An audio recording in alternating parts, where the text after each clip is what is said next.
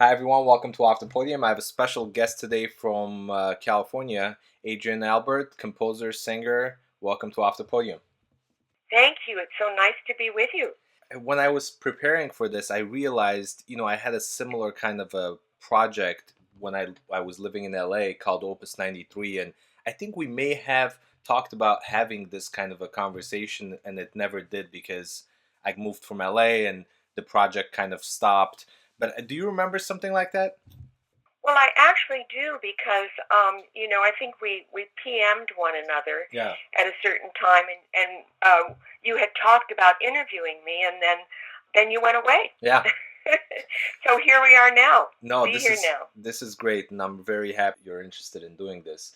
Thank you. Reading about you, right away, a few composers come up that are very well known, and they're household names, I would say. And you've had the great opportunity to collaborate with them. Do you want to talk a little bit about your collaborations, maybe with some of those well-known figures? Well, yes. I mean, I think that we're informed by our past, and that brings us to who we are today. Yeah. And I had the great honor of years ago working with Stravinsky. Mm-hmm. I was in school, and I had studied piano from the age of 3. I grew up in a family of musicians, and so I didn't have a choice. And I was singing with a singing group and had this kind of straight, pure boy alto voice. Mm-hmm. And Stravinsky heard my voice and said, "You're the perfect boy alto." And so he chose me to be the boy alto on his Mass, which I recorded with the Gregg Smith Singers a number of years ago on Columbia Records, which is now CBS. Yeah. So that was my first encounter with the maestro, but I did a number of recordings with him over the years, and it's hard to believe that I did that, because my life is very different now than it was back then, but it was really a great honor. You're more active as a composer now, and when you were involved with some of those projects, you were involved as a singer. So what was the experience like being part of the Gregg Smith Singers? Because I read about them through knowing about you, because I had no idea about that group. How did you get involved, and what was the process like? Well, I was a student at UCLA, and Gregg was really just starting out, I think, with the Gregg Smith Singers, and had planned this trip to Europe where we concertized in a number of cities all over Europe. Yeah. And he needed an alto, and a friend of mine said, "You really should go and audition for Gregg. You'd be great in the group." So I did, and I think I sang about 5 notes, and he said, "You're hired." Huh. And at that time, I had perfect pitch, and so did he. And so often when we would go on stage, if he wasn't feeling well, he'd kind of turn to me, and he'd ask me to say the first pitch, which I did. Yeah. And we had a lot of fun and really interesting experiences. I think that I learned so much about music through singing with the Gregg Smith Singers, because we sang everything from Renaissance music to, very contemporary at the time. I mean, Luigi Nono and Ernst Krenek and so many of the German composers of that time in the late 50s, early 60s. Yeah. So it was a wonderful experience for me. Yeah. I learned a lot. You said about perfect pitch. You said at the time I had perfect pitch. How do you not have perfect pitch anymore? It's really interesting, Tigran. I always thought that perfect pitch lasted forever. If you had it, you always have it. But I was interviewed by a medical doctor a number of years ago who also had perfect pitch. And he said, as one gets older, one loses the perfect pitch. Interesting. And it's really true. I mean, I can be off as much as a third now. Wow. Wow. If I'm listening to something, I'll say, oh, that's an A major. No, it's not. It's in C major. That's really interesting. Or, it's a D flat, not a B flat. Wow. And I've talked to a number of my friends who are now in their 60s and early 70s, and they say the same thing, that they are losing their perfect pitch. Wow. So go figure. That's really interesting. That's something that I had not thought about, because just as you said, I always thought if you had perfect pitch, you always had it. But that's really interesting that you said that. I really now wonder what the science behind that is, because it's fascinating. It would be fascinating to know more about it, because I really should investigate it more, because I was probably in my 40s when I was interviewed by this medical doctor, and I thought, oh, please, there's no way that I'm ever going to lose my perfect pitch. Yeah. But it happened. Well, going from one maestro to another, and going from a Russian to an American, Leonard Bernstein, and you've had a long collaboration with him, a little bit more in depth, and you worked for him as I think a contractor and a singer, and you also performed at his 70th birthday, from what I remember reading. Talk a little bit about those experiences and what you've learned from him, what kind of conversations maybe you might have had with him. Well, it's interesting. I met Stravinsky through the Gregg Smith Singers, and the producer of those recordings was a man by the name of John McClure, who happened to be Leonard Bernstein's producer of his recordings. Anyway, he became my husband. Oh, wow. And so in the years that we were married, shortly after we were married, John said, we're going to London, because Bernstein is recording with the London Symphony, the Mahler, I think it was the Mahler Second. Mm-hmm. And I remember in my youth seeing Bernstein conduct the New York Philharmonic in Las Vegas. Mm-hmm. And I thought, oh boy, I mean, he's such a showman, and this is really silly, how he jumps about the stage and does all kinds of crazy things. And so I mentioned that to John. He said, no. He said, you watch. He's the real thing. And I did. When I first met him in London, he grabbed me. He's very, very expressive man, and he grabbed me and he kissed me on both cheeks, and he called me Hadrian. He said, I'm going to call you Hadrian from now on. And I watched him as he rehearsed with the orchestra, and saw that he was every bit as vibrant and excited about the music and what he was saying and doing as he was in front of the public. And he was the real thing. The real thing. He was a brilliant musician. You live in the LA area, and since you've worked with Bernstein, and now there's a maestro in LA, Maestro Gustavo Dudamel, and there have been some comparisons with Bernstein. Have you seen Dudamel at work, and what do you say? Can you compare the two masters? I absolutely can. I am a huge fan of Dudamel's, and I was so excited when I found out that he was going to come and be the conductor of the LA Philharmonic. Mm-hmm. And in his youthful enthusiasm, he reminded me very much of Lenny Bernstein. Mm-hmm.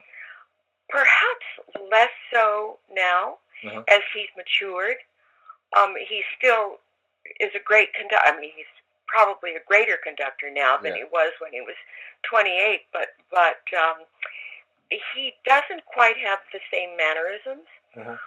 So in that sense, I wouldn't compare him to Bernstein today. Yeah. But when I first saw him, absolutely. And like Bernstein, I think that Gustavo Dudamel is a brilliant musician. Yeah. He's just, he's like a conduit. Music just flows through him. Yeah. And that's the way Bernstein was. Yeah, he has great instincts, and it's He very does. evident.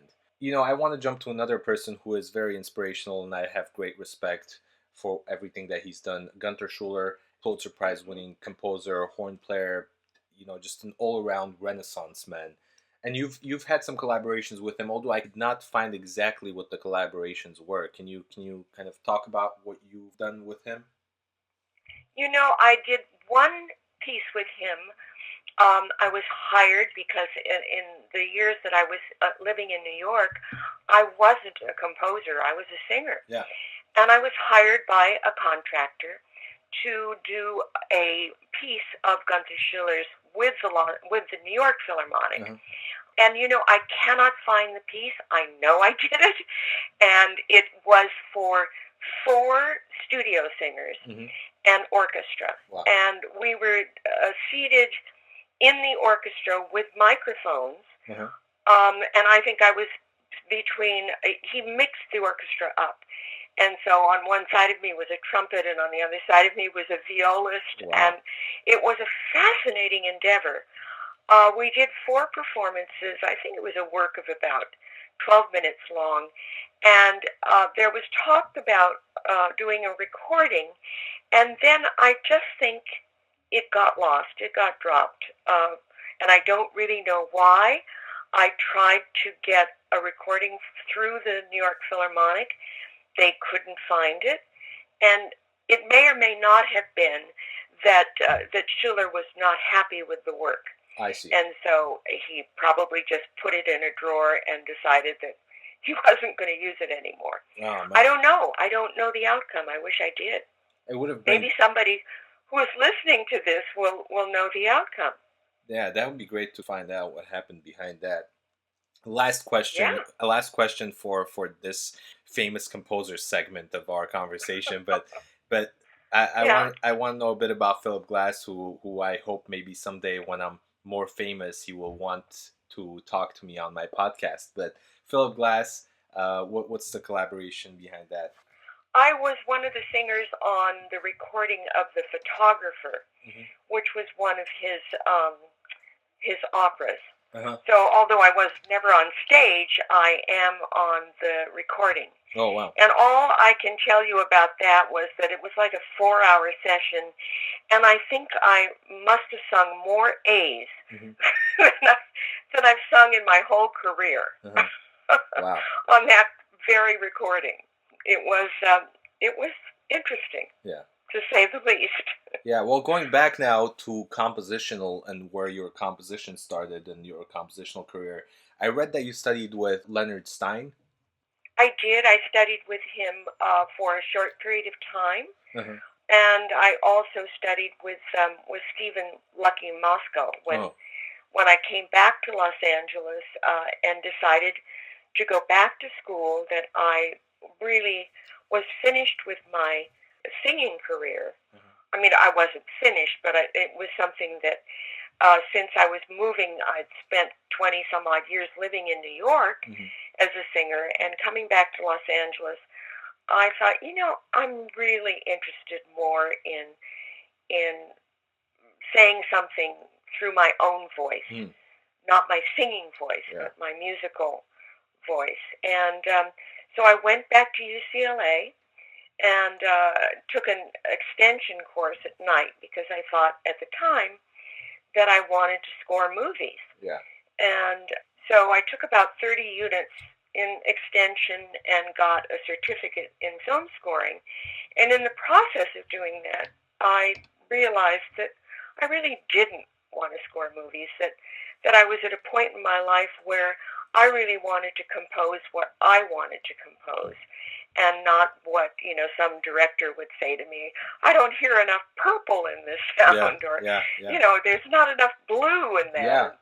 So I was encouraged to just start composing what I wanted to compose. Yeah. You've been doing that for how many years now? Well, I started in 1994, I guess. And so I went to school for like 3 years at night because I was working in the daytime. Yeah. And so I've been composing a little over 20 years now. Wow. I really kind of jealous of people who knew as a young person that that's what they wanted to do. They wanted to compose. And I'm envious of that because, all of those years that I could have been composing, but I was doing other things.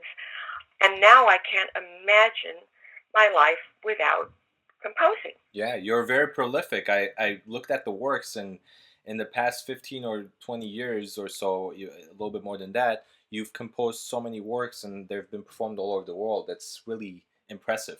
Oh, thank you. And, having collaborated, having been around, having worked with so many different composers, some of them very well-known figures, have you learned some of what they've done, and have you incorporated any of their styles in your compositions? One of the classes that I took was at UCLA was 20th century composition, and we had to write pieces in different styles. But I must say that with the exception of one of my woodwind quintets, I don't hear Stravinsky in my music at all. Uh-huh. I do probably feel an affinity more for Bernstein because as a young person I loved jazz and I love pop music. Even though I was raised in a family of classical musicians, I did really love jazz. And so there's an element of that. There's an element of romantic music, I would say. I am not certainly an avant-garde composer. I am, I'm not a minimalist. I am an Albert. Yeah. I don't know what to say. People who hear my music identify with it. I believe that music should come from the gut and the heart, and not necessarily from the cerebellum or the head. Yeah. And that's the way I compose. Yeah. In the later part of the 20th century into the 21st century, young composers that I know and I have worked with, they tend to shy away from writing for orchestra, something that you've kind of embraced and taken on, and you've composed for orchestra, including the Alaskan Symphony, right? An Alaskan Symphony that you wrote. Right. And what's the reason behind young composers shying away from writing for an orchestra? I don't know that all young composers do that. I think that it's much easier to get a group of friends together, and in a chamber environment, and a violinist and a cellist and a pianist, let's say, and read through a piece that one has just written. Much harder to get a 60 or 80 piece orchestra together and say, let's read through this. But it's interesting because I think my very first commission was in the late 90s, and it was for the Henry Mancini Institute. And it was an orchestral piece that was a crossover. It was classical and jazz. Yeah. And I came about that through a mutual friend who knew the head of the Mancini Institute at the time, a wonderful guy by the name of Jack Elliott. And I had worked with Jack in New York when he hired me to contract the singers for the Grammys back in the 90s. And so this friend of ours, this mutual friend, said, you really should hire Adrienne to compose a piece. He said, I didn't know she was a composer. And so she said yes, and so he gave me a shot, and that was my first my first real commission. Yeah. And it really amazes me to this day because it is so difficult to get commissions for orchestras. Yeah. Whereas it is easier and it's easier to get performances with smaller groups. Yeah. Would you say that was the moment that you realized that something might happen with composition, that first commission? I would say that it actually happened before that. When I was in school, the fact that I had been a musician all my life and, been steeped in music, everything from string quartets in the living room to rock and roll at night, and folk music. I was steeped in it, and I took it in as a performer, as a musician, as a listener. So that composing, although it's important to learn what the instruments are capable of doing, and it's wonderful to work with instrumentalists. So because I can't possibly know, or I don't think most composers can possibly know everything there is to know about every instrument that you might be writing Yeah, for. of course. So that's always been a special pleasure of mine, is to collaborate. I'm a very collaborative composer, Mm-hmm. unlike others who, whatever's on the page is what they want. Yeah. No, I learned so much from working with musicians. Yeah. Well, now a question from a previous guest who Aaron Larger-Kaplan, guitarist. Oh my God. He's great. He was a guest a couple of days ago. We had a great talk, and the podcast with him is now online. But he has a question for you, because I put this out there and I said that I would be talking to you, so I got a question back saying, has performance of new music changed over the years, and if so, how? I think performance of new music has absolutely changed. When I was in college, there were people like, oh gosh, I can't even remember his name now, but he was a composer of that era who came out and had, like 8 radios on the stage. Yeah. And at different points he would turn on the radios. Yeah. And that was that piece of the moment. And I think also, it was the time of Schoenberg, and it was very avant-garde. Yeah. And as a musician, I loved performing it because it was challenging, to sing a piece by Luigi Nono. And one of the reasons that I was chosen to do those sorts of things was because of my perfect pitch, and because of my background as a pianist, that I could sight read virtually anything that was put before me, and do leaps of ninths, and that some singers cannot do. Yeah. But I would say that over the past 40, 50 years, that music has, in a way, gone back to a more musical time, where melody matters, harmonic structure matters, the emotional content of the music matters. And I think that in today's composition, I think almost anything goes. I mean, we're so lucky to have such a rich history of music to draw on, and then to be, as a creative person, to invent our own language, our own music. Yeah. I don't know if that answers Aaron's question. No, that was great. I'm sure it did. And if it didn't, we'll call you back and ask you in a different way. But that was really great. I want to know, you've done this for so many years as a singer, as a composer. What inspires you to still do it and to wake up every day and want to do it, especially being as prolific as you are composing? Well, in the beginning I did it because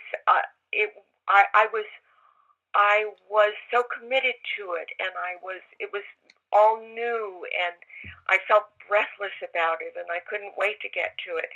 I still feel that way, but more so when I now have a commission. Yeah.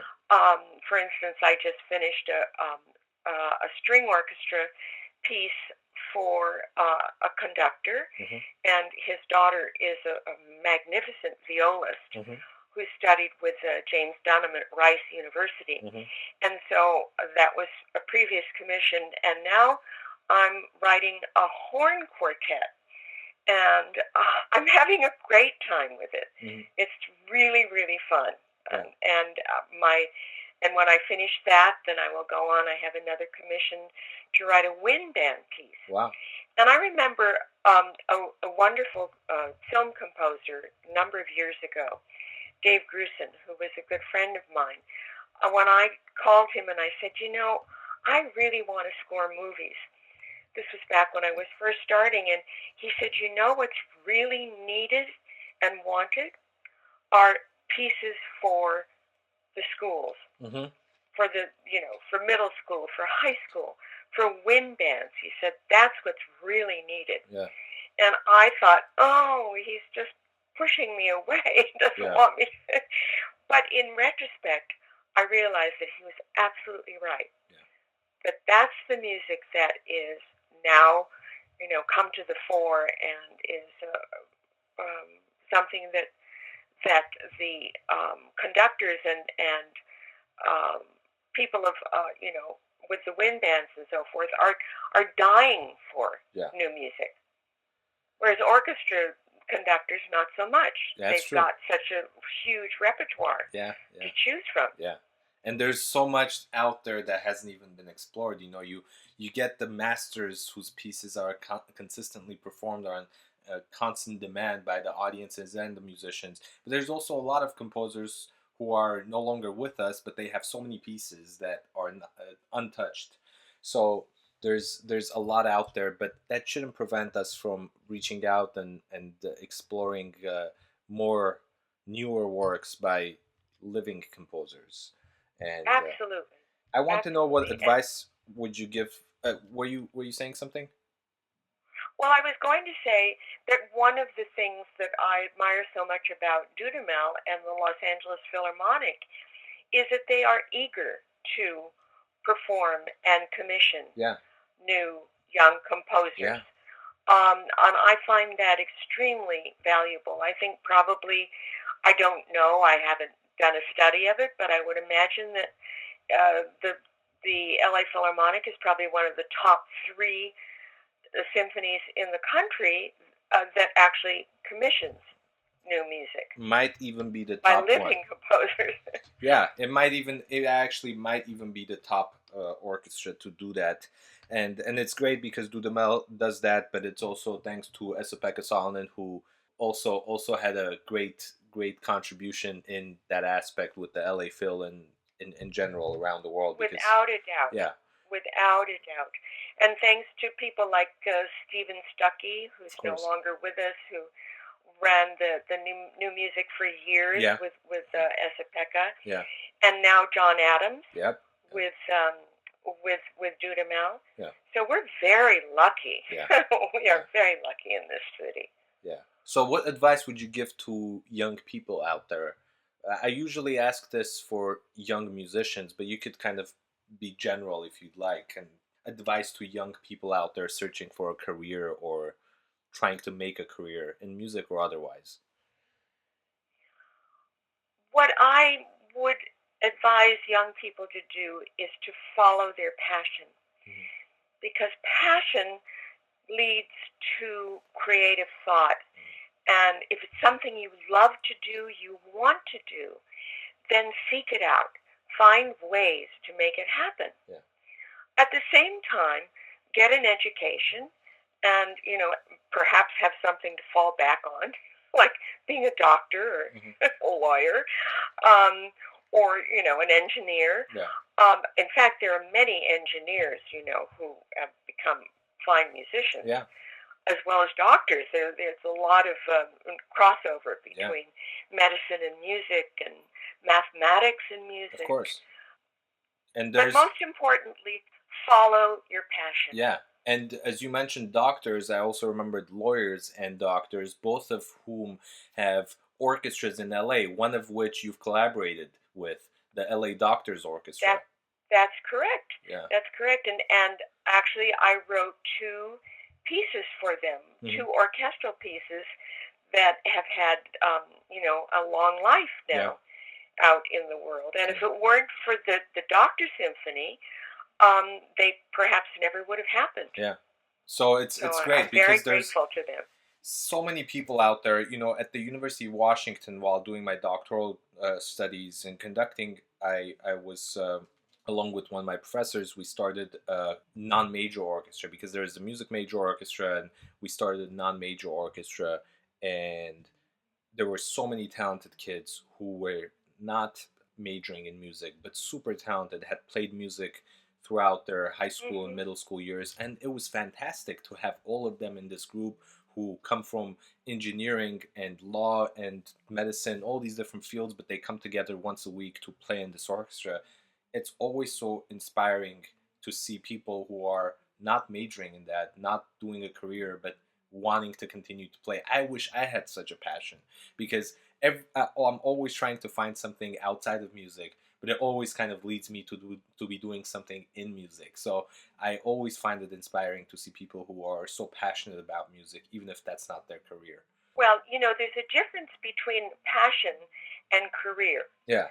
I do believe, and that's why I say, follow your passion, but have an alternative, because not everybody, even the most gifted musicians, as you say, in this non-professional group that you put together, that's their passion. But they know that, in order to support their family, to have, whatever they want in life, that money can buy, they need another profession.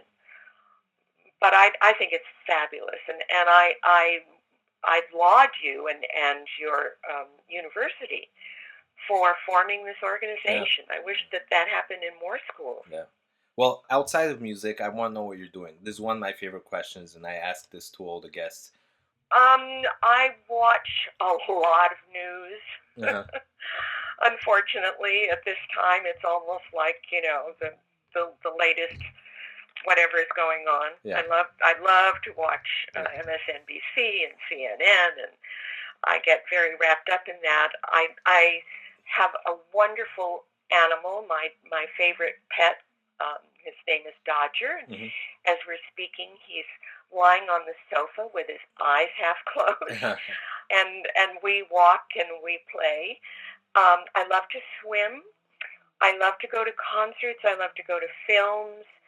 I like to get out in the world, and I also love to travel. Yeah, love to travel, and I think that travel enriches our lives so much.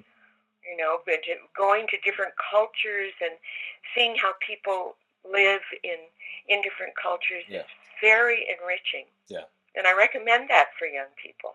One last question, especially in the recent years, there has been a lot of talk about women composers and women musicians in general, especially since the field was so male dominant in many years ago, especially maybe even around the time you were singing and collaborating with some of the composers.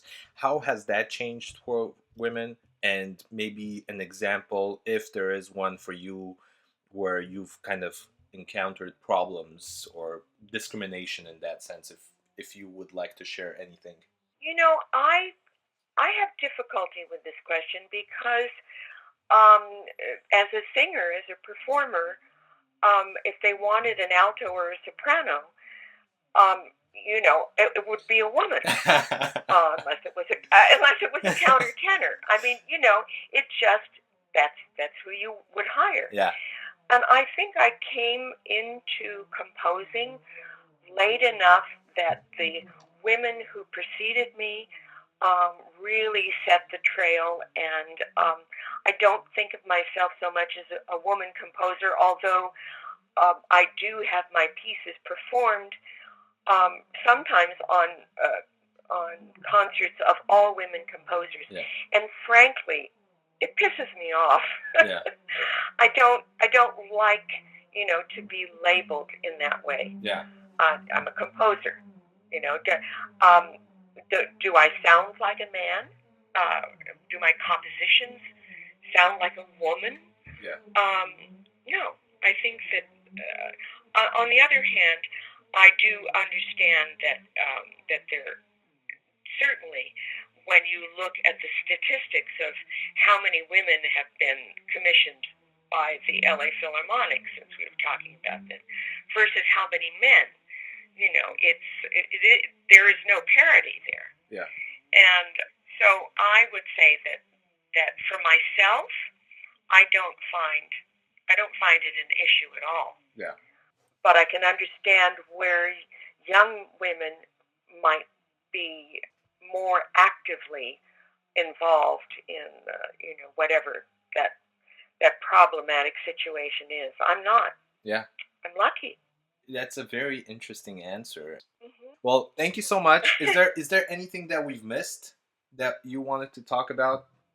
No, I just want to say how wonderful it is that you are doing this and giving musicians and composers an opportunity to speak about things that they are doing and that they enjoy doing. And I think it's a wonderful thing that you're doing, and I thank you so much for this opportunity. Well, thank you, and I'm happy this finally happened, because I do remember when I emailed you just recently, I remembered that we had planned on something like this with a different project I was doing. But I'm happy you're on this, and this podcast is a little bit more successful than my previous project that I had started. So I'm happy you're on this one, actually. So Oh, me too. well, hopefully we'll have you back at some point. And there's so many other things, your collaborations with Peter Sheridan, who's a flute player, and I'm a yeah. former flute player. So I, there's so many other things to talk about, but maybe we'll save all of those for another time, and have more to talk about next time we meet. I look forward to that. Thank you so much. To it. Thank you.